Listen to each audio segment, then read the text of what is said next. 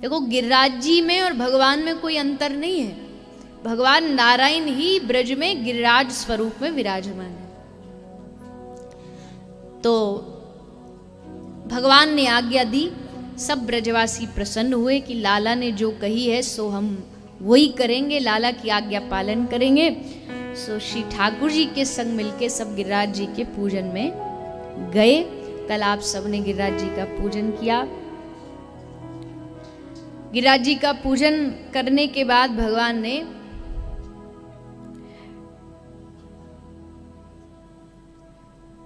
छप्पन भोग लगाया। श्री गिरिराज भगवान ने सब भोग स्वीकार किया, भोग लग गया, पूजा हो गई और फिर जोर जोर से गिरिराज जी का सब ब्रजवासियों ने जय घोष किया, जयकार लगाया। और जैसे जयकार लगाया, बोलिए गिरिराज महाराज की, जयकार की आवाज सीधा इंद्रलोक पहुंच गई, इंद्र देवता के पास पहुंची। अब इंद्र देवता को लगा था कि हर साल तो पहले हमें बुलाते हैं, इंद्र देव की जय बुलाते हैं, फिर भंडारा चालू होता है। तो शायद अभी आनंद ले रहे हैं, अभी सब लोग जय जय घोष कर रहे हैं, बुलाएंगे हमको, बुलाएंगे। इतने में आगे नारद जी, जैसे धरती पर होते हैं ना प्रेस रिपोर्टर, वैसे नारद जी हैं, सब खबरें संदेशा पहुंचा देते। और थोड़ा विनोदी स्वभाव के, तो थोड़े विनोद भाव में पहुंचाते हैं। नारद जी ने जाके बोला, भैया इंद्र लो, हम तुम्हारे लिए लाए हैं। बोले क्या लाए हो नारद जी? तुम्हारे लिए लाए रसगुल्ला। अच्छा हमारे लिए रसगुल्ला? कहाँ से, आज कहाँ से आ रहे हो नारद जी? ब्रज से आ रहा हूँ। ब्रज से? हाँ, उसी ब्रज वृंदावन से, वहां भंडारा चल रहा था, हमने सोचा कि एक रसगुल्ला इंद्र को भी दे आते। इंद्र बोला भंडारा चल रहा है, जब तक भगवान नहीं पहुंचेंगे, उनके देवता नहीं पहुंचेंगे तो काय का भंडारा? बोले नहीं, उनके पास एक अलग वाले अब भगवान आ गए हैं, आपको जाने की जरूरत नहीं है। कौन से भगवान आ गए? बोले उन्होंने गिरिराज जी की पूजा आरंभ कर दी है, और वो भी जानते हो किसके कहने पर?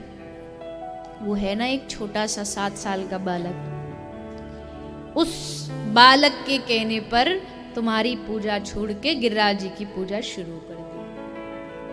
और ऐसा नहीं कि अभी करी है, आगे तक का प्लान है कि अब इंद्र देवता को हम कोई कष्ट नहीं देंगे, इंद्र देवता अपने स्वर्ग में विराजे और हम करेंगे गिरिराज जी का पूजा। अब तो महाराज किसी के भीतर अभिमान भरा और उससे पता चले कि उसकी पूजा ना हो करके किसी और की पूजा हो रही, तो फिर देखो उसका अभिमान का गुब्बारा फूट जाता है। तो इंद्र ने मेघों को आदेश दिया, जाओ ब्रज में मूसलधार बारिश करो। इतनी वर्षा होनी चाहिए कि ब्रज में किसी का घर, गांव, झोपड़ी, पशु पक्षी, बैलगाड़ी कुछ भी बचनी नहीं चाहिए, सब बहा डालो पानी।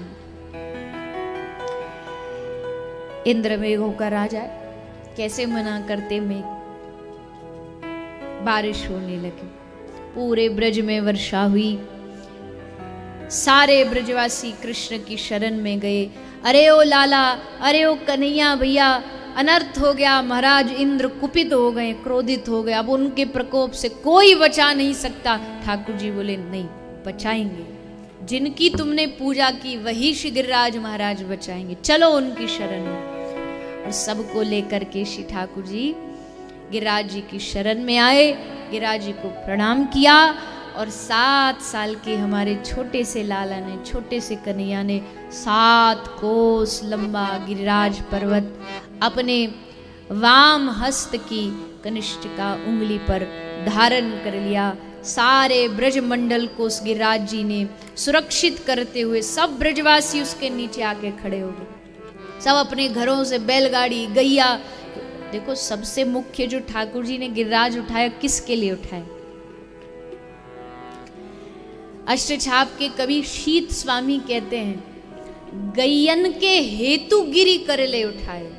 ब्रजवासियों को तो ठाकुर जी यहाँ कहीं भी कहीं छुपा छुपू के बचा सकते थे, पर 9 लाख गैया अकेले नंद बाबा के घर में, वृषभान जी के घर में इससे भी डबल थी, और सब ब्रजवासियों की गैया इतनी गैयाओं को कहाँ लेकर के जाते ठाकुर जी।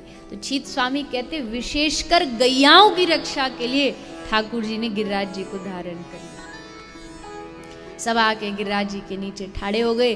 श्याम सुंदर ने एक उंगली लगा ली गिरिराज जी पे और दूसरे हाथ से बांसुरी लेकर के मधुर मधुर अपनी वेणु का नाद कर रहे हैं, ताकि जितने ब्रजवासी जितनी चिंता है सब दूर हो जाए बांसुरी सुन के। और चिंता दूर हो गई। सब बस एक टक लगा करके अपने कन्हैया को देखे जा रहे हैं। और देखते देखते कब दिन बीत गया पता नहीं चला। 1 दिन गया, 2 दिन गए, 3 दिन गए, पर देखे ही जा रहे हैं, ना कोई पानी ना कोई अन्न का दाना, बस ठाकुर जी के रूप को पान करते जा रहे हैं और भूख प्यास सब खत्म। 2-3 दिन बाद यशोदा मैया को होश आए। मैया बोली, अरे ब्रजवासियों, ग्वाल बालो, तुम सब इतने हट्टे तगड़े ठाड़े हो और मेरो इतनो सो लाला उंगरिया लगा के ठाड़ो, ने मदद करवाओ, सब अपनी अपनी ने लाठी लगाओ। यूं कहे यशोदा मैया, निक जोर लगाओ मेरे भैया, अरे गिरवर में बोझ अपार, कन्हैया मेरो बारो। लगाओ सब लाठी लगा के ठाड़े हैं। सब लाठी लगा के ठाड़े गए। यशोदा मैया बड़ी खुश है गई, अब मेरो लाला ने आराम कर लेगो, ये सब ठाड़े जाएंगे जब तक संभाल ले। पर जैसे ठाकुर जी ने उंगली हटाई, सबन की लाठी टूट टूट करके नीचे गिर गई। सब चिल्लाए, अरे कन्हैया, अरे भैया, लाला ने संवारा गिरिराज जी को। तो ठाकुर जी ने फिर हाथ लगा लिया। अब सबको बड़ा आश्चर्य है कि इतने सब मिलकर के अगर इतना बड़ा गिरिराज ना उठा पाए, और एक छोटा सा बालक उसने उंगली पे उठा रखा। तो सबने पूछा, भैया लाला, कम से कम हमको सीक्रेट तो बता दे कि तेने इतना बड़ा गिरिराज उठा कैसे लियो। तो ठाकुर जी का तो एक ही सीक्रेट है। कौन सा सीक्रेट है? ले कछु माखन को बल बढ़ो, कछ गोपन करी सहाय, और श्री राधा रानी की कृपाते मैंने गिरवर लियो उठाए। भैया सबरी सीक्रेट बात ये है कि हम तो बस ऐसे ही हाथ पांव फेंक रहे हैं, असल में यहाँ में जो पूरी की पूरी शक्ति है वो हमारी किशोरी राधा रानी की है। उनकी कृपाते ही मैंने ये गिरिराज जी को उठाया। श्री राधा रानी की शक्ति के बगैर तो ठाकुर जी कोई कार्य कर ही नहीं सकते। दोनों एक दूसरे के पूरक हैं।